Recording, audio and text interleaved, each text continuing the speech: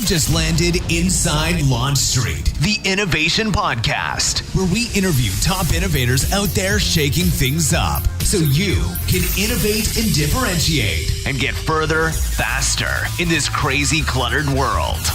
And now, innovation thought leader and your Superfly host, Tamara Kleinberg. Hey, LaunchStreeters, Tamara here, innovation enabler and total lover of no bull shoes for my CrossFit workouts. Actually, I also love them for standing at my desk all day. I have one of those great desks that go up and down. I love to stand. And the shoes are the bomb. Seriously, go check them out. I love the shoes. I also love the company and what they stand for, Noble. And by the way, I get nothing for saying this. I'm just wearing mine right now and I'm super excited about them. So I think you should go check them out too. All right. Here's the question that I often get. And actually, let me say that differently. Here's the challenge a lot of people are facing when they come and talk to me with our work over here at LaunchStreet. It's what to do when the world is moving faster than the company's processes that you're dealing with. So you may be super innovative, you may have great ideas, you may see an opportunity, but the process, the systems that you're dealing with are holding you back from achieving that success. That's actually why I wanted to have Lewis Lin, who is the CEO of People Maven, onto Inside LaunchStreet. He figured out a way to take a legacy process that hasn't seen change in years, so that's HR. He found a way to find the broken spots, the problem spots that were actually hindering the outcomes, hindering the success, in fact, having a negative impact, and he figured out how to fix them. He also figured out with People Maven how to leverage our hyper-connected world to your benefit. I also wanted to talk to him about his company values because they're not only interesting, but they actually live and breathe them every day. And I think part of their success is because of the values that they embody and how they bring those to life. Values like 40% innovative and possibility seekers. Those values help them compete and win against the big dogs and drive innovation that helps them do more with less. Now, I think for all of us, regardless of if we're in $1 billion global company or if we're in a smaller startup, we all need to figure out how to do more with less. That's the world that we live in today. He also shared with us one of his favorite brainstorming methods, which is also one of my favorites, called reversal ideation. It's a great way to find innovative solutions to those big challenges. The story he shares in the auto industry will rock your world. I absolutely loved it. We also had a really interesting conversation around focusing on progress, not strategy, that we spend way too much time on strategy, but shifting and measuring progress actually drives that momentum you're looking for. I mean, how actually sometimes getting a negative result in something not working is actually better than succeeding. Yeah, this is a pretty interesting one. So let's do this. Lewis, thank you so much for joining me today. I'm very much looking forward to this conversation. Yeah, thanks for having me on the show. Well, since this is the first time we're talking, what's the one thing people would be surprised to learn about you? Yeah, that's a great question. And you made me think really long and hard about it. I'd say, you know what? Thinking back at college, I believe I might have chosen my college major because of the open book tests. And let me tell you the story behind that. I think I was just like every other Asian American kid. I was pre-med by default, and I was going through my biology and chemistry classes, and I got some really terrible grades. And so I said, you know what, I better find another major because I'm not going to survive the pre-med track. I tried business for a while, and I got sunk by the accounting classes. I could never get my debits and credits to match. And then eventually I found computer science, and I liked it. My grades weren't that bad. And in retrospect, I think the reason I like computer science was because all of the exams were open book tests. And so I have to admit, I think I might have chosen my major because of the open book tests. I love it. And I wish I had known that in my, that major had an open book test. I might have switched majors because that's a way better way to go through college. And so for so many reasons. And I think part of the reason that rings true to me today is I've just got a bad memory. I could barely remember what happened yesterday, let alone the last 3 hours. And it probably made sense why I gravitated toward that major. I mean, I can't remember where my keys are at any given moment. So it sounded good. Well, it's funny though that you said that you tried business and then kind of moved away from that too, because you're obviously in business now. So tell us a little bit about why you started People Maven. And I've read it somewhere, but I'd love to hear it from you, kind of what problem you were trying to solve with it. Yeah, looking back at my career, and I've had a career that spanned about 20 years. I've always thought to myself, you know what? I think I've been working in recruiting and recruiting problems all the way since 1999, and so now it's 2018. That's about 20 years just thinking about recruiting problems, and taking my own personal experiences as a hiring manager, both now and ever since when I was the first-time hiring manager. I just thought to myself, the whole process of recruiting and finding candidates and hiring candidates, it's a long and excruciating process. Let me just kind of take you some of the rigmarole that goes about. Like, first of all, you have to get authorization to hire somebody. And then once you get that authorization done, then you have to come up with a job description. Hiring managers are so busy. And so they probably cut and pasted some job description they found somewhere on the internet. The candidates, they're scratching their heads, looking at the job description and thinking, gosh, this job description's a mess because it looks like somebody cut and pasted it. And then they apply for the role. The pipeline builds, then the phone screen happens, then a first round of interview, then a second round of interviews.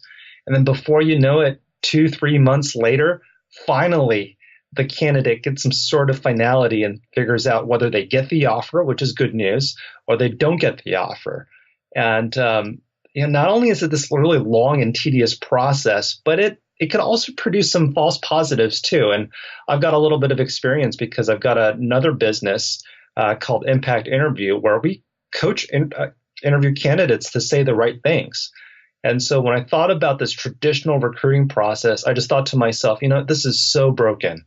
And what kind of earth are we allowed to recruit candidates that takes 1/4 of the year? There's got to be an easier way to do this. And luckily, I didn't have to look very far. When we just think about how maybe you recruit for people or I recruit for people, our nirvana solution would be, hey, Tamara, you've done like 3,000 podcasts. I need to find an amazing podcast or sound engineer. Who are the top 2 people come to mind? Tell me who they are. I'll follow up with them, and then because I know you, I know your standards, I'll go ahead and hire that first person that comes to your mind. So let me ask you a question on that too, because you said something that I find really intriguing. I guess it popped out to me in that story. Because when you lay out the traditional model, I think, oh my God, how exhausting for everybody, first of all. Oh, sure. And I can tell you from people I know who have been between jobs, it always, to you, 3 days is forever. For the person working, 3 days is nothing, right? So to get back to someone in 2 to 3 weeks feels fast. To the other person, it feels slow. But I would assume too that in today's talent war, that waiting 3 months to give someone a job offer also means that you're probably going to lose them in the process. Absolutely. I mean, the world's moving so fast, and these opportunities are coming and going, and so it's to the corporation's disadvantage to use a traditional process where it does take 3 months.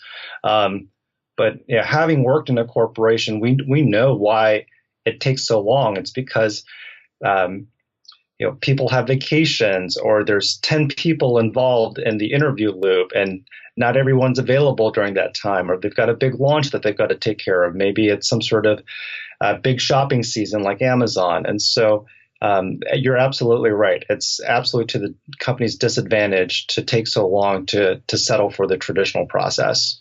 So you listed a bunch of problems in the process. How does People Maven help solve those problems? Yeah, absolutely. So a little bit about People Maven. Our tagline is, we allow you to save, share, and discover amazing people. And when you go to the People Maven site, you'll just find lists of people that are being contributed by our community. You could see a list of maybe the best software engineers in Seattle, or the best graphic designers in San Francisco. And being able to peruse these lists, it's sort of like Pinterest. It's like the starting point for your people search. It's a way to get some inspiration to uncover some of the individuals that you might not have had on your radar, and open up really new avenues to pursue. So I have so many questions for you. Actually, I want to dig into some of the your company's daily principles. So I was going on your website and checking it out. I thought this was so interesting. And I want to talk about a few of them and just help me understand kind of what they mean and why they were important enough to be put onto the daily principle list.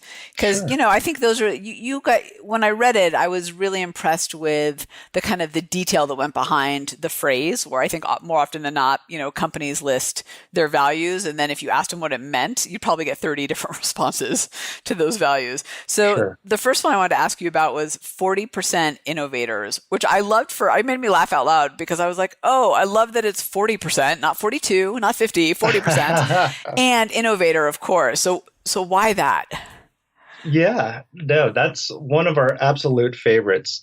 And the way that we think about this is, we're a startup and we're competing against fairly big companies in the recruiting space. They go by the names of LinkedIn. And we're not going to beat LinkedIn because we have the most money. They've got more money than we do. We're not going to beat them because we have more people, and we're not going to beat them because we're a more recognizable brand. The way that we're going to win against competition like that, those with deep pockets, is we have to think about the problems in the recruiting space differently, and we have to attempt really game-changing innovations. And so we want these innovations to really shake up the status quo, not just by 5% here or 10% there. We've got to change the status quo by 200%, 500%, 1,000%. And so that 40% is just a symbolic reminder to us that anything that we strive to undertake, whether it's a longer term project or just even our day-to-day work, that we've got to be swinging for the fences, that at the end of the day, if we deliver on a particular feature or initiative, we've got to change the game, hopefully by at least 40%. I love that. I just love that there's a number to it. It just made me happy. It felt so concrete. I want to dig into something you said because I think it is so important for launch readers out there to really pay attention to. You said, just to paraphrase it, you're not going to win against the competition with their deep pockets, right? They have more money than you, but you're going to win by looking at problems differently. Talk to me a little bit more about that, because I think that that's such a powerful way to think about innovation is, all right, what are the problems in my industry, but how do I look at them differently to begin with? And maybe if you have just kind of one example in your space to really bring that to life. Oh, gosh, that's a really great question. I'm a huge fan of design, and I'm a huge fan of brainstorming. And one of the things about brainstorming is there's a lot of different brainstorming frameworks. And I apologize that this is not a recruiting example, but it's okay. It comes from the car industry. So one of the brainstorming tactics is something called the reversal method. And so I'll share an example with the car industry. So the way that we traditionally buy cars is that the clients, the consumers, they would go and go to the dealership to peruse the cars. And so if you applied the brainstorming technique called the reversal method, why have the consumers go to the car dealers? Why not reverse the situation and have the car dealers come to the consumers? And so you've seen actually a couple of startups, including one in Seattle, which for a time they were testing out a model where the company's called Tread. They were testing out a model where they would have dealers ask the consumers and say, hey, what 3 car models are you interested in? And they would have runners that would bring the cars to that consumer's residence and allow them to test drive. And it was an absolutely innovative way of thinking about the car buying experience.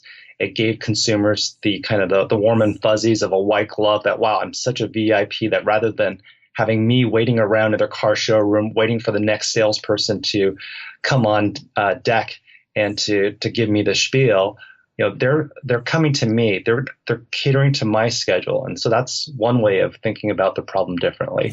I have to imagine, too, that's such a cool example, that in today's world where most of us, and I'll just stay on that car example, but I think this applies across a lot of industries and categories, products, where we are 80-90% aware of what we already want because of the internet. Like we don't need to go to the car dealer anymore to say, well, what cars do you have? Like, I know what cars you have. I'm here because there's something specific I probably want to look at. Right. So it probably kind of really feeds into that. But that's such a great example of, I'm going to have to go check them out and see how they're doing, because that's a really cool. I love the idea of like. It's a good friend of mine, by the way. Oh, I love it. I just love the idea of breaking down the process and then reversing it and saying, well, if we reverse this, how would we do it? It's so good. All right. So the second one that you had on there that I really loved and wanted to hear from your perspective was 10x drivers. Yeah, it's another one of those things where if we are to beat the competition, once again, it's not going to be because of our deep pockets, but because we're more efficient at getting things done. And so it's another one of those reminders.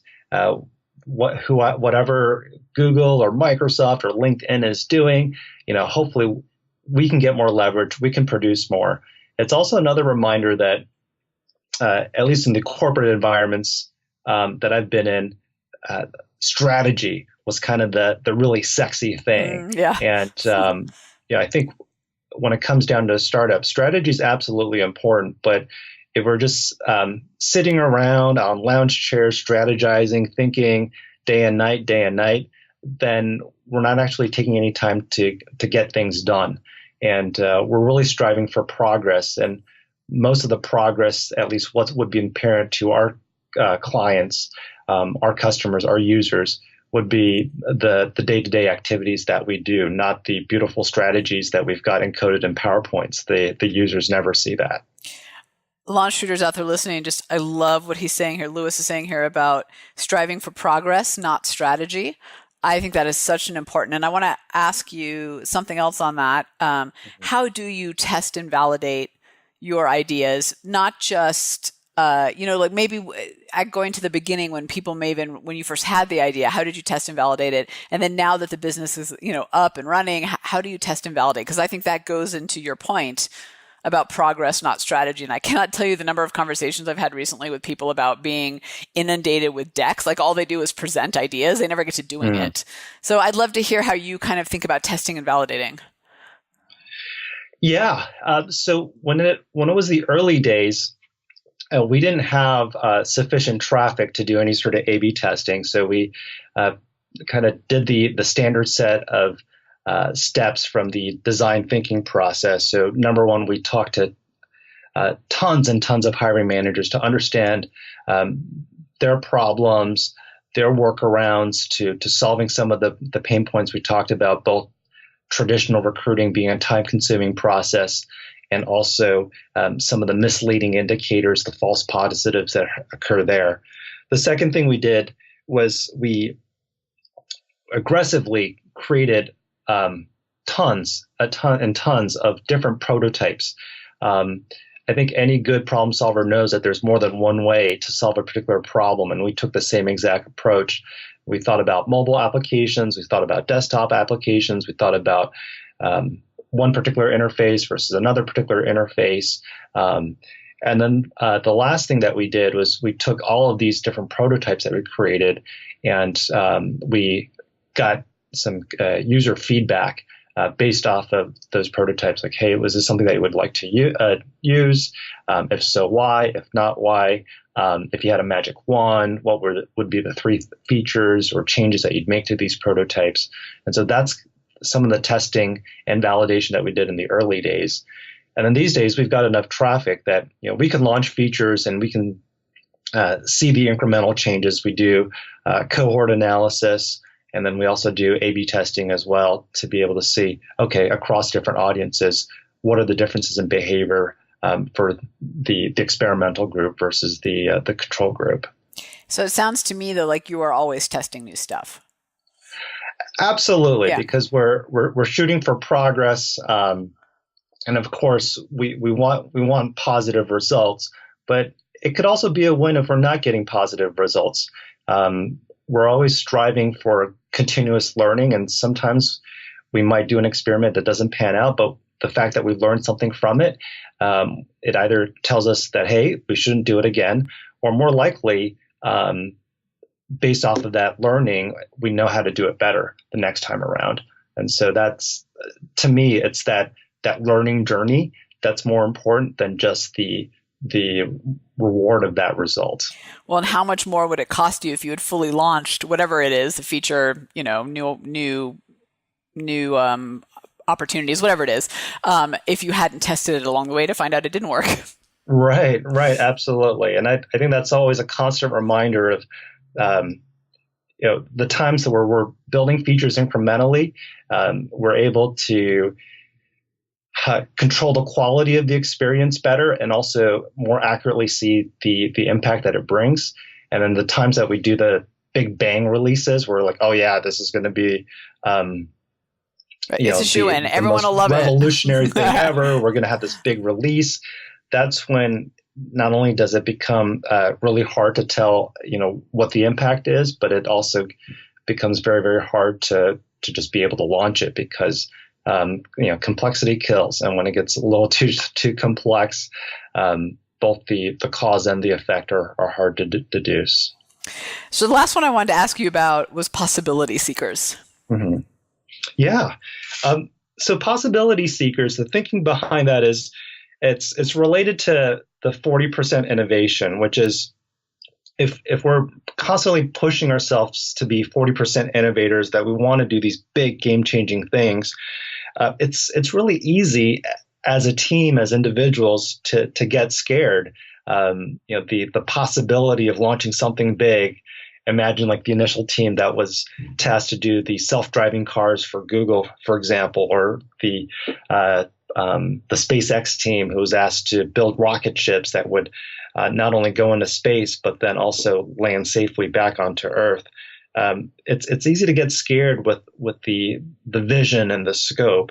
And the whole thinking behind possibility seekers is just a reminder to us that to stay positive when we're just standing on that edge of failure, that we really haven't failed yet. But even though we're standing on that edge, we're straddling that edge, we need to stay positive, stay optimistic, and seek that possibility that, this could be done. And so why not us? Right. I love that. Why not us? That's my tagline, by the way, for the Powerball. Somebody has to win. Might as well be me. It's kind of the same thing. Right? Like, why not? Why don't I come up with that brilliant idea? Yeah. And what I like about that too, that I hope LaunchStreeters catch, is not only innovation and thinking differently, a big part of kind of everything that you're talking about, but it also impacts everybody in the organization. I think one of the things that kills great ideas is assuming there's like 3 people with a special innovation t-shirt on and everybody else just does their job. And I think you're missing a whole pool of talent by not tapping into everybody. Absolutely. Yeah. Innovation, that's everyone's job. The great ideas come from anywhere. Yeah. Yeah. It's sometimes surprising too, actually, where they come from. It's oftentimes, I don't know if you found this, but oftentimes not the person that has it on their bullet point on their job description. It's usually someone else. You never know. It's usually often the person who's closest to the customer. So yes. Yeah, that is very true. It's the people on the front lines.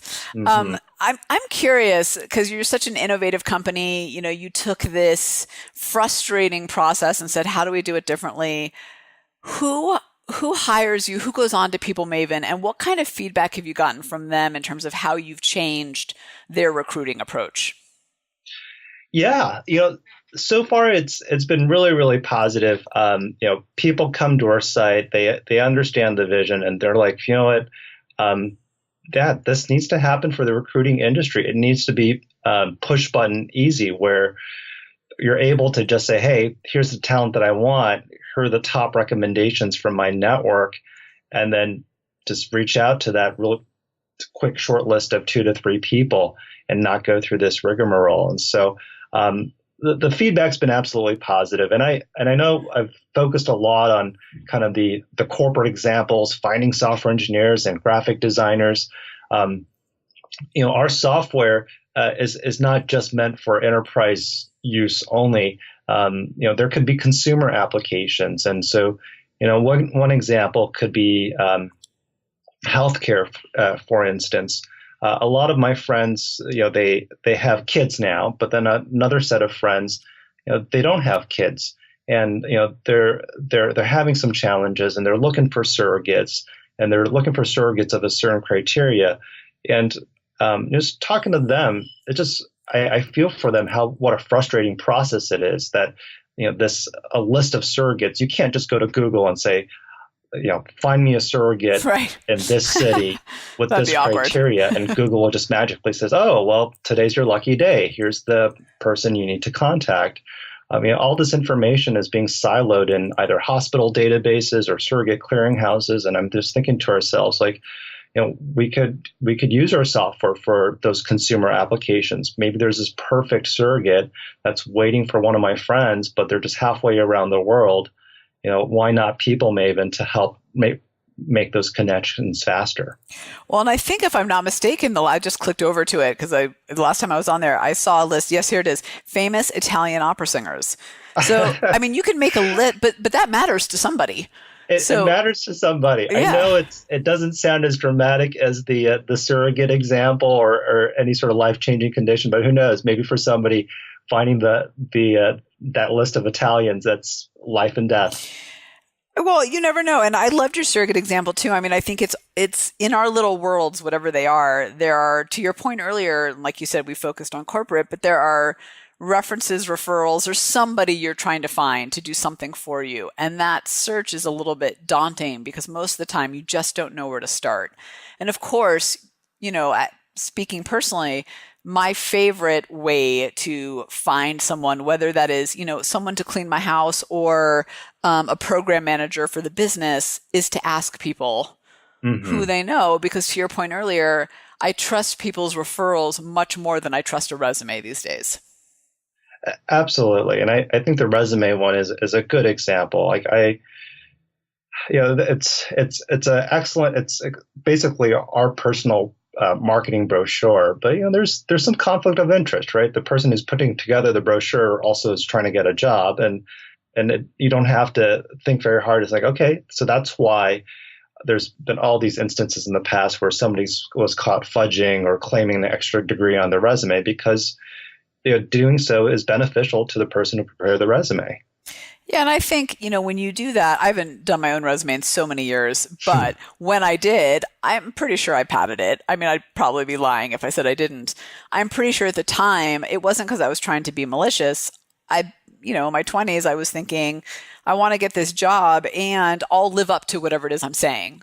So I'm capable, so I'll make it happen. So if I could just, make this sound better than it is, then I'll get the job. So I don't, I don't know, you have more experience than I do, but it seems to me that it's very much human nature, and it puts you both in a bit of a challenging situation once you get the job.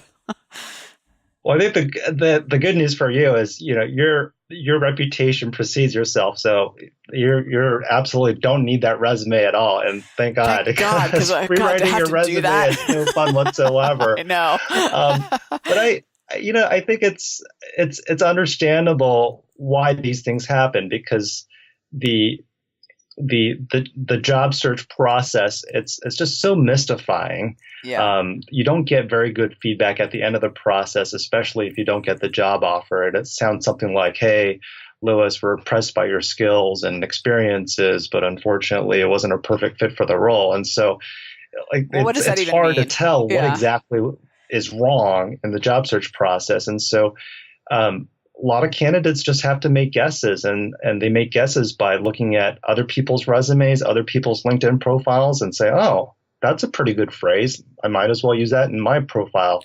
And that's probably where a lot of this cutting and pasting and proliferation and of additional qualifications might occur. Yeah, it's interesting. My husband recently went through a job search about 6 months ago now. And I think the most frustrating part, well, there's two. One was, you submit your resume into the black hole. Who knows what happens? The second part is when they decline you, you get that canned answer, like you just said. He would actually reach out and say, "Can I get some feedback? I'd love to know so I can improve." And it was always well, it wasn't that it was you. We had a lot of good candidates, and somebody else had a better fit. But they don't really ever tell you anything of value. Yeah, and it's understandable from. It's not great for the candidates, but clearly the recruiters don't want to say more because they're afraid of potential discrimination lawsuits, and so they don't want any sort of legal liability whatsoever, and that's why you get these not so helpful comments from them. I'm sure they have a million other things they have to do to get the person who's hired up and running in the meantime too. So I don't think it's them. I think it's, to your point earlier, I think it's the process that can be a little frustrating. I want to actually take it back in time for a second. So prior to starting People Maven, you worked at both Microsoft and Google. I'm just curious kind of what lessons of what to do or not to do you took away from those experiences that, you maybe use now at People Maven. Yeah. The number one thing I got from Google was just really thinking big and believing that anything is achievable. And, I wish I could bring my friends into Google and experience it firsthand. But it's no surprise that Google's on the forefront of self-driving cars, or they're on the forefront of Wi-Fi networks on top of hot air balloons. Like, how do you even get that idea? That, we got to resurrect the hot air balloon and stick some computer equipment on top. Of course. But that was just the beauty of Google, was that it was just such a free-spirited, innovative culture.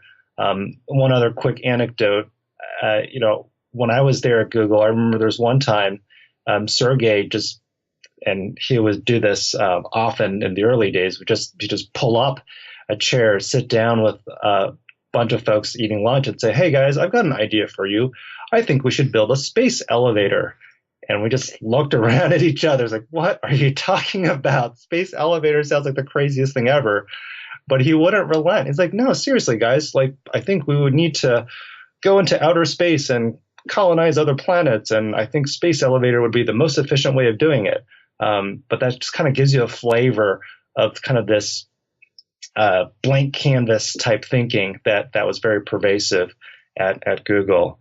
From Microsoft, the number one thing that I took from there was just how to build consensus and influence others. And then I also learned that when you think about Microsoft, it's different now with Satya, but before that, you thought about Steve Ballmer, very energetic guy, and then also Bill Gates, more mellowed out now, but you can imagine in his early days, also super energetic as well. And what I learned at Microsoft was, you could be a jerk maybe once or twice, but man, if you're a jerk a little too often, it'll catch up.